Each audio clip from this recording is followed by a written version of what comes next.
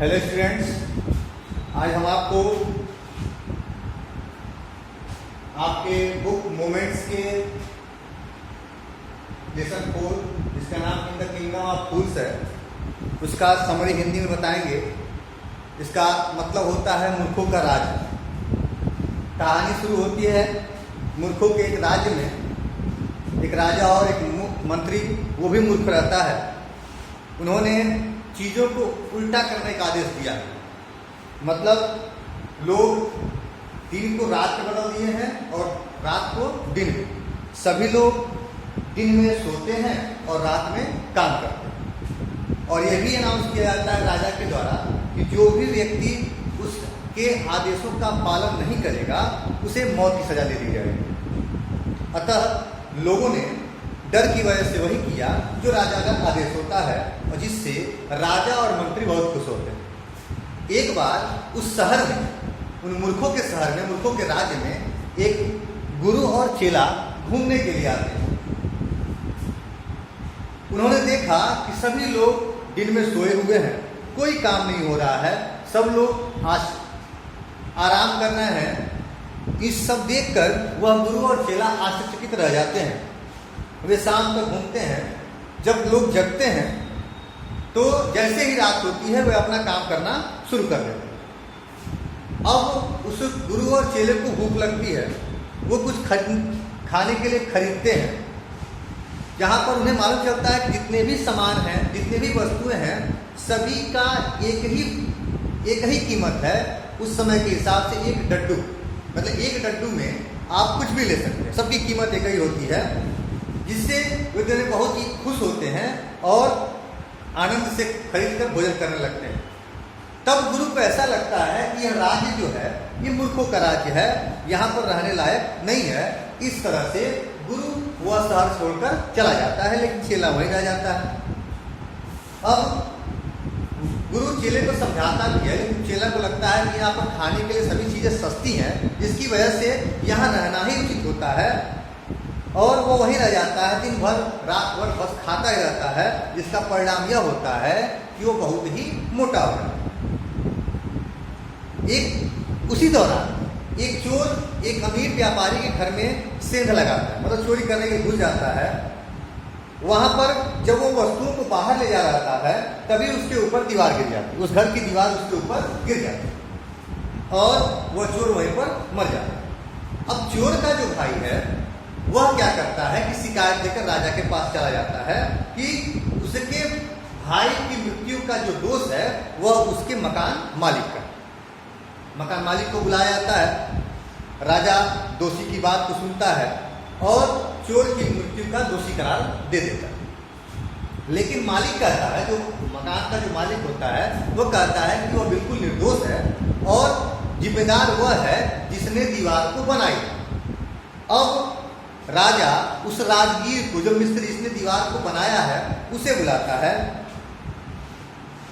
वो जब आता है, मिस्त्री जब आता है तो पूछता है कि तुमने दीवार गड़बड़ बनाई, इसकी वजह से दीवार चोर के ऊपर गिर गई और इसलिए उस चोर के मरने का जो अपराध है वो तुम पर आता है।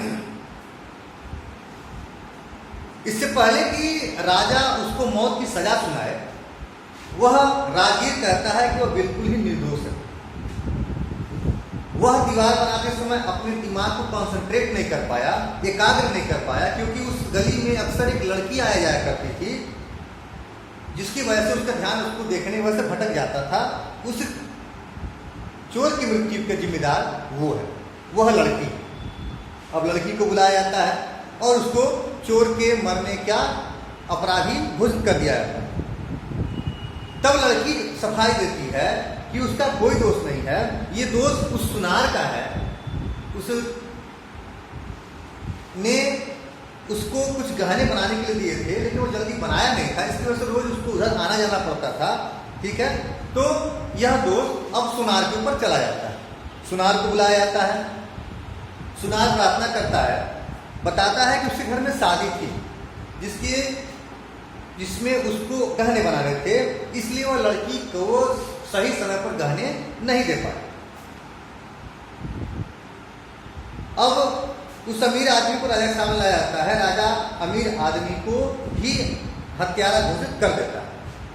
वह उस घर का मालिक भी था, परंतु वह कहता है कि गहने का जो आदेश दिया था उसके पिताजी ने दिया था। गहने को जो बनाने का आदेश दिया था उसने नहीं दिया था, उसके पिताजी ने दिया था।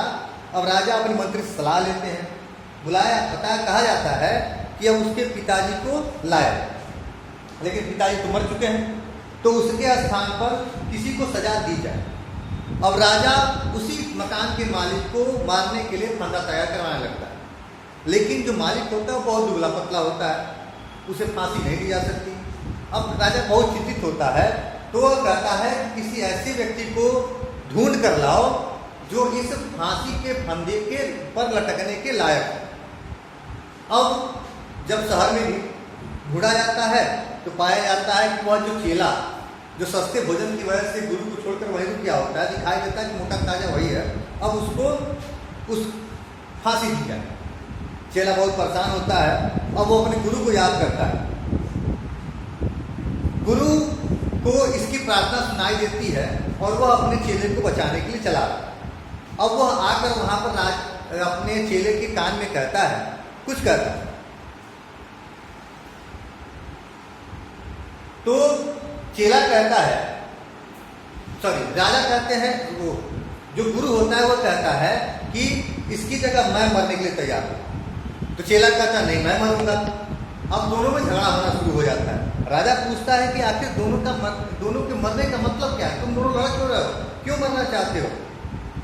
तो गुरु उसके कान में बताता है कि जो फंदा है ना, ये देवता का फंदा, इस पर जो व्यक्ति मरेगा वह राजा के रूप में जन्म लेगा, और जो उसके बाद मरेगा वह मंत्री के रूप में जन्म लेगा।